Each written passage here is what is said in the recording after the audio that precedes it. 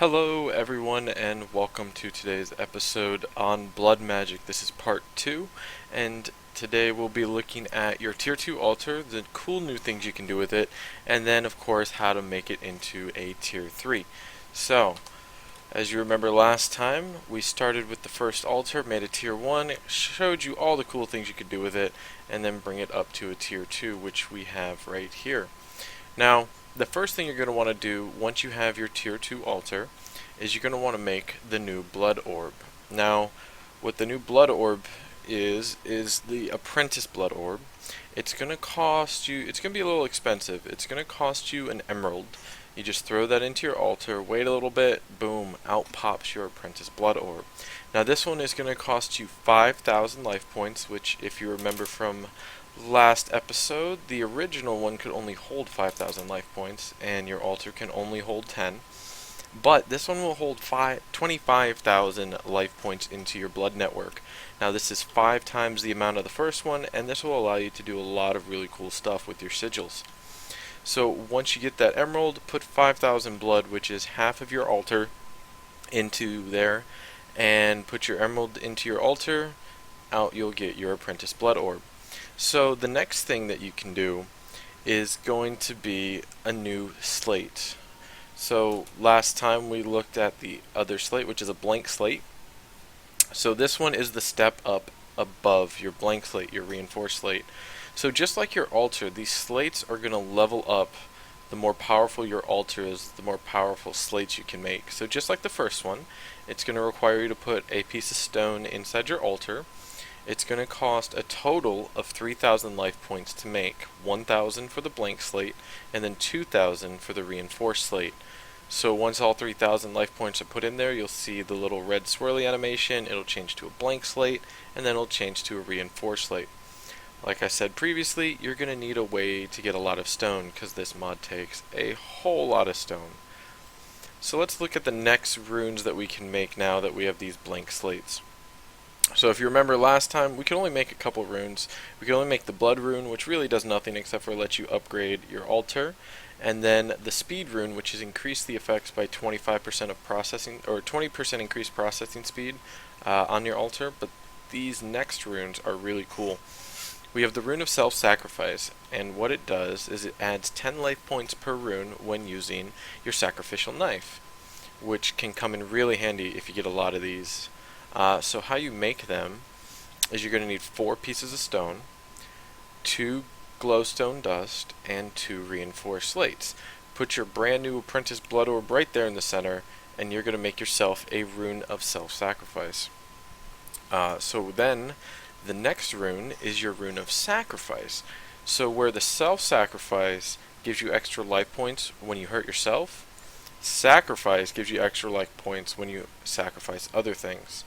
So this increases the life points by a sacrifice on the altar by 10% when using the dagger of sacrifice. So that's a new item we'll look at in a minute, and I'll show you exactly how these effects work. To make the rune of sacrifice, you're going to need 4 pieces of stone in the corners, just like the other rune, 2 gold ingots, and 2 reinforced slates. Put your apprentice blood orb in the center, and you will get your rune of sacrifice. Now these only make 1 at a time, so remember that.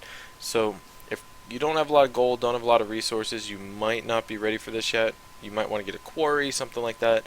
And just like with this one, if you're not too friendly with the nether yet, but you might have a mob farm, or you have killed a bunch of witches, this might be your way to go.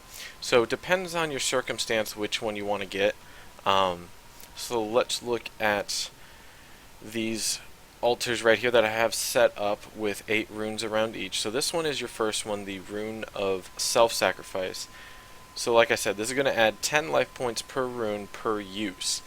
So if you remember, when you sacrifice just without any runes, it's going to give you 200 life points per heart. So that's 1 heart, 200 life points. 2 hearts, 200 life points. So this one, when you have 8 runes around it, you're going to get an extra 80 life points. Now that doesn't sound like much, but when you upgrade your altar, and if you have a bunch of these runes around it, it's going to help tremendously. So let's show you. This should be 280, 280, another 280, So it goes up a little bit faster, and if you have some friends you're playing with, you can just throw your dagger to your buddies, they can pick it up, and they can use their health as well. So this can come in really handy. So let me show you the Dagger of Sacrifice to use with the Rune of Sacrifice. The Dagger of Sacrifice is just going to cost an iron sword. You take that iron sword, you throw it in your altar at a cost of 3,000 life points, which isn't that much. That's the same cost of a blank slate, so you'll get that made in no time. And you just pop out your Dagger of Sacrifice from your altar. Now this is only useful if you have a way to put entities on top or near your altar. Like let's say you have a mob farm or a decent animal farm, even a village. You'll be able to sacrifice pretty much anything. You can sacrifice players if you wanted to. So this might not be the best method for you if you don't have a farm set up near your altar, but if you do, this will be very useful. So let me show you exactly what this does. As I said, it adds 10% of the life points while using the Dagger of Sacrifice. Well, what does that mean? Well, every single entity has a certain amount of life points they give you. Animals 250, villagers 500, and hostiles are 2,000. Now the villagers are really nice above the animals, but it does come at a cost, such as, you know, villagers won't trade with you, and there's some other stuff as well, but I'll let you figure that out. So let me show you how these life points work. So if the original is 250, 10% times 8 is 80%. You're going to get a whole lot back. So let me show you first with the cow. Now because of the mods here, you're going to see some spoopy ghosts. So this has 0 right now. Let's kill this cow, one shot. 330. So it's going to 10% by 10%. It's going to be really nice. Let's go ahead and show you the villager. I think I may have gotten my sign mixed up. One second. Show you the villager. So that's cleaned out. Yeah, so I got these mixed up. I'm sorry. Villagers are 2,000. Hostiles are 500. So flip those around. But look, if you saw that, that almost gave you 3,000. That almost doubled it. So let's go ahead and show you the zombie, which is going to be... Whoops. Oh yeah, I have it on peaceful. You get the idea. If I did take it off, if I put it on hostile, then it'd be ghost. But so it's actually animals 250, hostiles 500, villagers 2,000. So villagers are really nice, but there does come with some downside. So like I said, if you don't have a decent way to get entities here near your blood altar, then it's not going to be useful, and you might want to go with just the Rune of Self-Sacrifice. So let's go ahead and look at the next one. Now we're going to look at the new slates. With your tier 2 altar, it does come with a fair amount of slates. This one, your Void Sigil. This one can be really effective. It removes liquid. It doesn't matter the liquid. Water, lava, you name it, but it costs 50 life points per use, per source block removed. To make it, you're going to need 6 buckets, 1 reinforced slate, a piece of string, and your apprentice blood orb. Now, if you remember from the last episode, I said some of these remove buckets. Well, this is one of those times. This one is going to remove your bucket. So if you don't have a lot of iron to spare, you might not want to make the Void Sigil just yet. But if you do, go right ahead. And it is really cool. Let's go ahead and use it a little bit. So like I said, it's going to remove any liquid that you want. So just right click, that's gone. Right click, that's gone. Right click, that's gone. And that only cost 150 blood, and now you can make your space a little bit cleaner. Let's say you get some lava all over the place or some water that you just want to get rid of. The Void Sigil is really nice. So let's go ahead and put that back. Let's get rid of this stuff. The next sigil I wanted to look at is the Air Sigil, and it does kind of what you might be thinking. It gives you flight. Well, kind of flight. It gives you a boost off the ground. It's going to cost 50 life points per right click.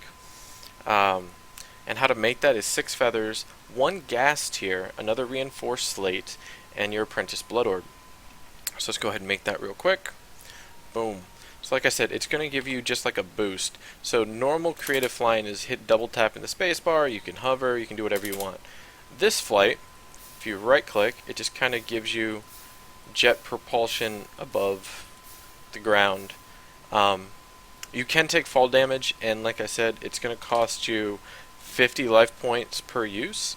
So just keep an eye on your blood network. If you remember from last time, that's up here, and just keep track of how much blood you have in your for your disposal. Otherwise, it will kill you.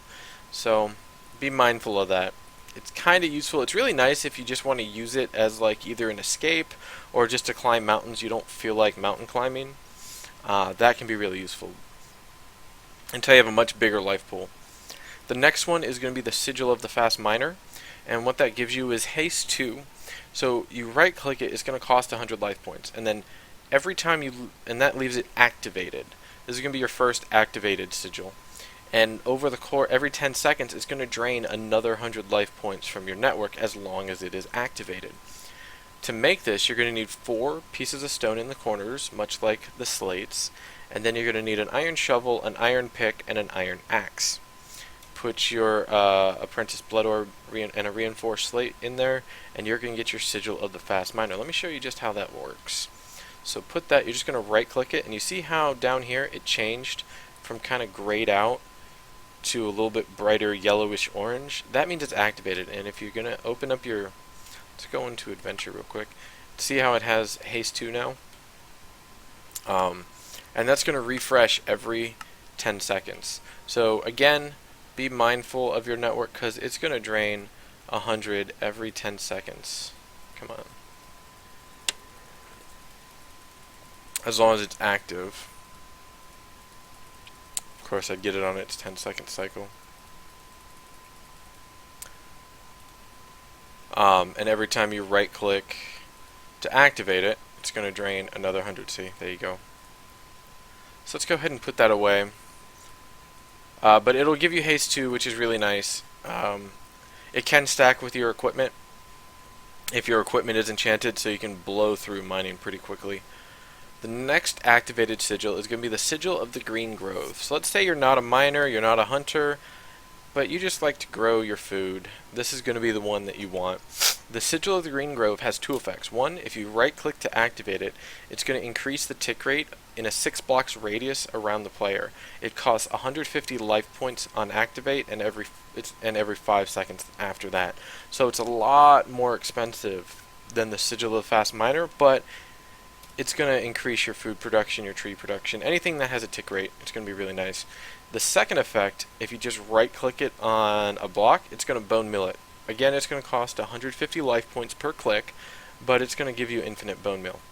Now to make this, you're going to need 4 oak saplings, 3 sugarcane, another reinforced slate, put your blood orb at the bottom, and you can go ahead and make your Sigil of the Green Grove. So just to show you what that does, like I said, it's going to be a bone meal. So on just normal grass, it'll give you grass and flowers and all that good stuff. If we had some plants set up, I could just sit here and you would see, we would right click, there you go, the sigil and the sign in the middle is activated because it goes from gray to a lighter green, and that's how you know it's active. And it's going to take 150 life points out of your network every 5 seconds while it's active. But it will increase the tick rate in a 6 block radius around you. I mean that's pretty big. If you don't know what a 6 block radius is, it's a pretty fair amount. It's going to cover any. If you have a single source of water here and you just have your normal farm, you can just stand in the middle there and everything is just going to grow around you. It's really nice, especially if you need a decent source of food pretty quickly. So you can just sit there. It's like a watering can for the cost of life points. So now that's pretty much all the important things that you can do with your tier 2. So let's go ahead and show you how to make a tier 3. So the tier 3, you're going to need 20 runes of any kind. You can mix and match the runes. And you're going to need 4 glowstone. Not dust, not redstone. 4 actual blocks of glowstone. And your 20 runes. You're going to place this around your tier 2 altar. And I'll show you how to do that in just a minute. You're actually going to go out 2 and down 1. And I'm going to replace our altar right here with that. But this is the basic setup. So let's go ahead and show you guys how to do this real quick. I'm going to use the blocks that I like using for my altar just to make it look cool. So we're going to take this out real quick. Now what you use as your extra blocks, like your air blocks, really doesn't matter. You can use whatever you want. So I like to use stairs just so you can go up to the altar a lot easier. So like I said, you can go out 2 and down 1 from your other runes. So if we go out 1, 2, which is in front of these stairs here, and then down 1, we're right here at this dirt. So just to show you that you can mix and match these runes, I'm just going to change them up every single side. And remember, we have the blank runes up top. Whoops. So let's just change these out. And our altar shows it's a tier 2. So let's go ahead and finish this up, and I'll show you that you can get your tier 3 altar just like that. The glowstone does have to be 3 blocks above your runes, just like that, or 2 blocks above and then 1 on top, however you want to measure it. You go from the runes, go up 1, 2, and then place your glowstone. So we go from the runes, go up 1, 2, place the glowstone. Go from the runes, up 2, place the glowstone, and we're going to continue this all the way around till we have our 4 pillars, and our new altar is going to say tier 3. It only holds 10,000 life, just like the other altars, but then you can do a whole lot of cool stuff with it. Just an example, the new altar, the tier 3, you're going to get you're going to get cool new toys, just like in the tier 2, you're going to get more sigils. We're going to start looking into rituals and binding contracts. So those are some really cool stuff I'm going to look forward to showing you guys how to do in the next upcoming episode. Until then, if you haven't checked out the first vid, go back and check out the first vid, and I will see you guys next time. Thanks for watching.